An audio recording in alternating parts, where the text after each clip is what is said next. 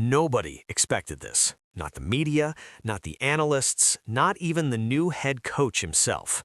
And when it happened, when that video dropped on the Baltimore Ravens' official social media account on the morning of April 6, 2026, the NFL world stopped what it was doing and paid attention.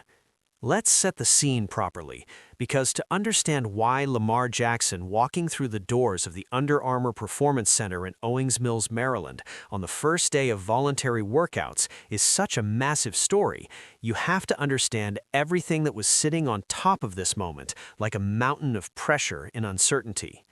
The Baltimore Ravens are, in the spring of 2026, a franchise in genuine transition. For the better part of 2 decades, one man had defined what it meant to be a Baltimore Raven: John Harbaugh. 18 seasons, 1 Super Bowl, one of the most respected coaching tenures in the modern history of the NFL. A man who had coached Lamar Jackson from the moment he arrived as a first-round pick in 2018, who had helped shape him into a 2-time most valuable player, who had been the constant presence and stabilizing force through every high and every low of Jackson's career in Baltimore. And then, the 2025 season ended. The Ravens finished 8-9. They missed the playoffs. The offense finished 20th in the league. Jackson posted his lowest passing yardage total since 2022, just 2,549 yards with 21 touchdowns, hampered by injuries that cost him 4 games. And after 18 years, after everything they had built together, the Ravens decided it was time for a change. John Harbaugh was fired. The most stable franchise in the AFC North had suddenly become one of the most uncertain. Into that uncertainty stepped a 37-year-old first-time head coach with a defensive background and a reputation for developing talent. Jesse Minter, who had served as the defensive coordinator for the San Francisco 49ers before taking the Baltimore job, was handed the most complicated assignment in the NFL. He was asked to lead one of football's most storied franchises through a complete cultural reset.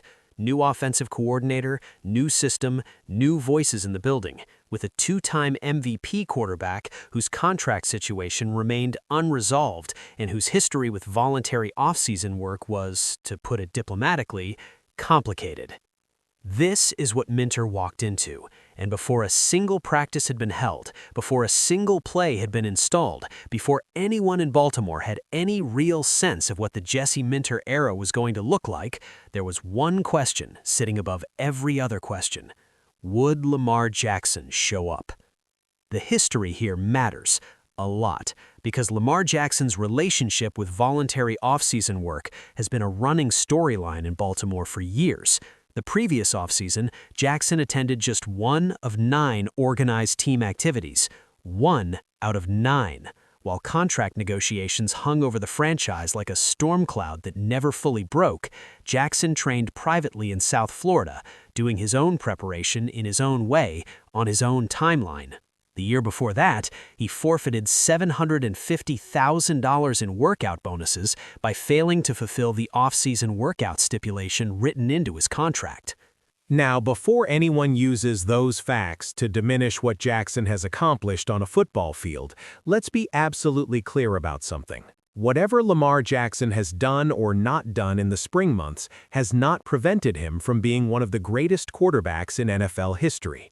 He is a 2-time most valuable player, he is a 3-time first-team All-Pro, he holds the NFL record for yards per attempt and passer rating, he set career highs of 4,172 passing yards and 41 touchdowns just 2 seasons ago. The man is a generational talent, and the way he prepares privately, training in South Florida, working on his craft away from the facility, has clearly produced results that speak for themselves. But here's the thing about voluntary workouts that matters in 2026 in a way it did not matter in previous years. This is not just another offseason. This is not a situation where the system is the same, the coordinator is the same, the scheme is the same, and Jackson can walk in for training camp and pick up where he left off. Everything has changed. The head coach is new, the offensive coordinator is new, the system is entirely new. And the young players around Jackson, the receivers, the tight ends, the offensive linemen learning new blocking assignments, they needed their quarterback present. They needed him there from the beginning, building chemistry, building trust, setting the standard for what this new era was going to demand from everyone in that building. That is why when Jesse Minter was asked at the NFL owners' meetings in Phoenix last week whether Jackson would show up on April 6th, he didn't give a confident answer. He said he thought Lamar Jackson was excited about opportunities in the offseason program. He said they would see on April 6th who walked in the door. That was not the language of a head coach who had a clear commitment from his quarterback. That was the language of a man who was genuinely uncertain, who was hoping but not certain, who understood the history and was preparing himself for the possibility that his franchise cornerstone might not be there on day one. And then April 6th arrived, and Lamar Jackson walked through those doors. The Ravens' social media team was ready. The video went up almost immediately. Lamar Jackson arriving at the Under Armour Performance Center, moving with that unmistakable confidence and calm that has defined everything about the way he carries himself, pulling up to the facility and stepping out of his vehicle like a man who had made a decision and was fully committed to it. The caption on the first post was 3 words: QB1 setting the tone. And that was exactly what it was. Not just for the players in that building, not just for the coaching staff that was watching and hoping and waiting, for the entire NFL, for everyone who had been monitoring the situation in Baltimore, for every analyst and reporter who had been asking the same question for weeks. Lamar Jackson's arrival was a statement, a clear, unambiguous, unmistakable statement. I am here. I am bought in. The Jesse Minter era starts today, and I am part of it. The reaction was immediate and overwhelming. ESPN analyst Damian Woody said it clearly. It doesn't count in the win-loss record, but it matters. It matters in the organization. You have all this change in Baltimore. New head coach, new play caller calling plays for the first time. To have your guy, the face of the organization, in the building for the very first day, it literally sets the tone for what 2026 could be for the Baltimore Ravens. NFL Network's Ian Rappaport captured the contrast that made this moment resonate so powerfully across the league. He pointed out, almost in passing, that Lamar Jackson showing up was significant, and then noted that just 1 day later, Myles Garrett of the Cleveland Browns was not expected to be seen in Cleveland anytime soon. 2 franchise cornerstones, 2 completely different messages sent to their organizations on the same week. 1 player showing up and leading from the front, 1 player staying away and letting the silence speak for itself. The contrast could not have been more striking, and the NFL world noticed it immediately. Baltimore Banner reporter Kyle Goon put the significance of Jackson's attendance in the starkest financial and emotional terms possible. He noted that Jackson had previously been willing to pass on a $750,000 contract stipulation rather than show up for voluntary work. So whatever his presence was worth to the Ravens, in terms of leadership, in terms of cultural standard setting, in terms of signal to the rest of the roster, it was worth more to Lamar Jackson than $750,000.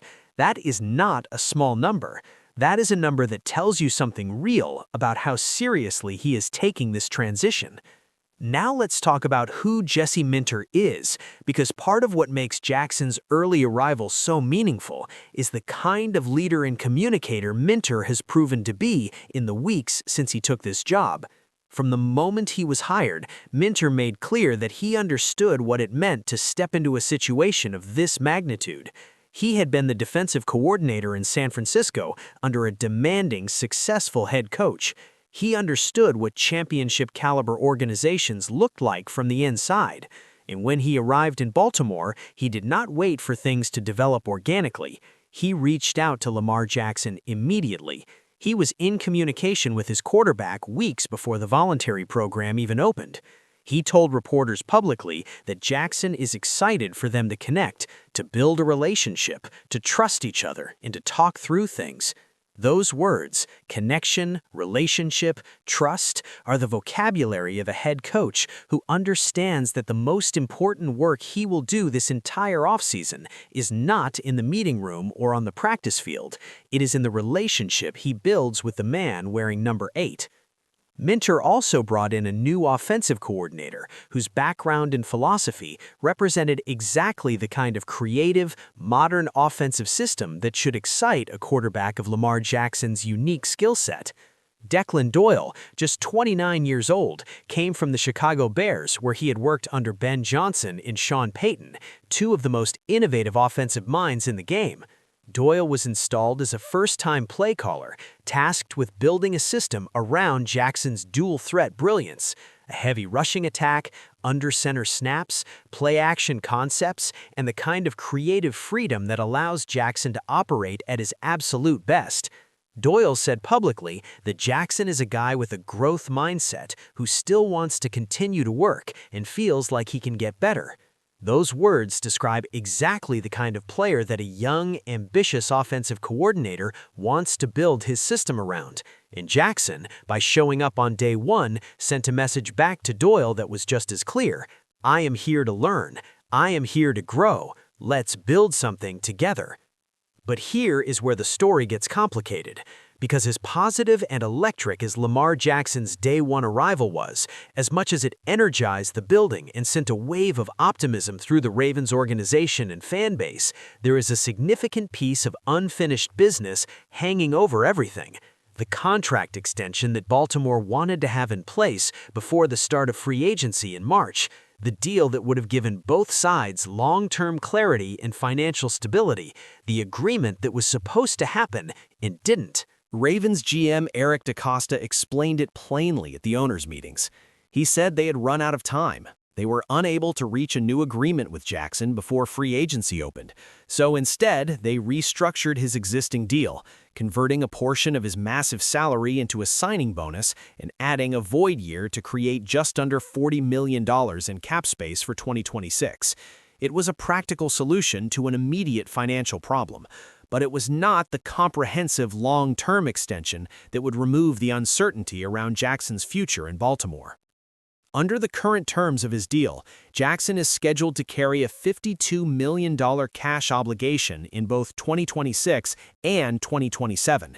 If he plays out the 2026 season without a new extension, he enters the following spring essentially 1 year away from unrestricted free agency, a position of enormous leverage for the player and enormous pressure for the franchise.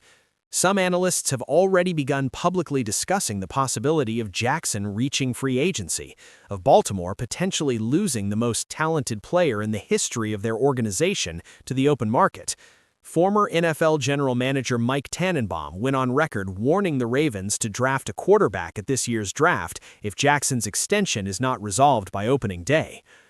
Jackson, for his part, represents himself in negotiations. He does not have an agent. He is his own advocate, and that means every conversation about his contract future is a direct conversation between a franchise quarterback and the organization he has given his career to, with no intermediary, no buffer, no filter. It is a relationship built on direct communication and mutual respect, and the stakes of getting it wrong are almost impossibly high for everyone involved. Minter, when pressed about the contract situation, chose his words carefully. He said, "Lamar knows how the organization feels about him, and the Ravens know how he feels about them." He expressed confidence that in due time, the situation would work itself out. That is the language of a man who believes in the relationship but cannot yet provide the certainty that fans and analysts are demanding. Jackson's decision to show up on day one, without a new contract in place, without the financial security that a long-term extension would provide, on a voluntary basis that nobody could have compelled him to honor, suggests that he too believes in the relationship, that he is choosing to invest in this new coaching staff, this new system, in this new chapter of his career before any of the business is settled. He is betting on himself. He is betting that by mastering Declan Doyle's offense, by building chemistry with his teammates early, by putting himself in position to have the kind of dominant season that resets the market for quarterback contracts across the league, the money will follow. That is a confident bet, but it is also a revealing one. It tells you that Lamar Jackson is not a man who is looking for an exit, not a man who is using his leverage to hold the organization hostage, not a man who is sitting at home waiting for a check before he gives a new coaching staff the time of day. He walked in the door, he picked up a ball, he went to work. And he was not alone. When Jackson arrived that Monday morning at the Under Armour Performance Center, he was joined by a group of teammates that set the stage for what this Ravens team wants to be in 2026. Derrick Henry, the legendary running back who signed with Baltimore in 2025 and immediately became one of the most beloved players in the city, was there. Trey Hendrickson, the veteran pass rusher just signed to bolster a defense that already had serious talent, was there.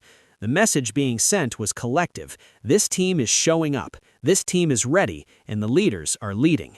For Jesse Minter, standing in that building, watching his quarterback arrive and watching his team come together, this was the first unofficial win of his head coaching career.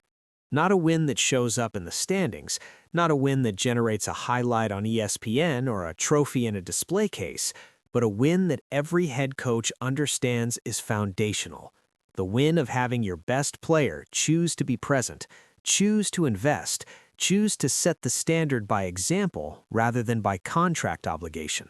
And so, here's where Baltimore stands as the 2026 season approaches. A new head coach who has wasted no time building the right relationships. A new offensive coordinator with a creative vision and the support of his franchise quarterback.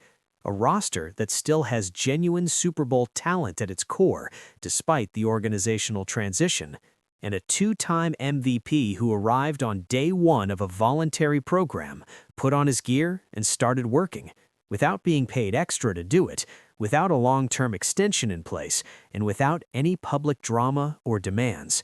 The contract situation is unresolved. The extension talks will continue. The pressure of that unfinished business will hover over everything Baltimore does this offseason.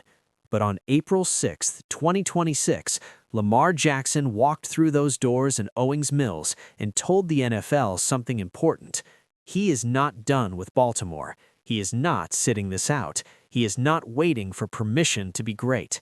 The Jesse Minter era has begun, and number 8 is in the building. Disclaimer: this video is for entertainment and informational purposes only. All content is based on publicly available news and reports. No copyright infringement is intended. All rights belong to their respective owners.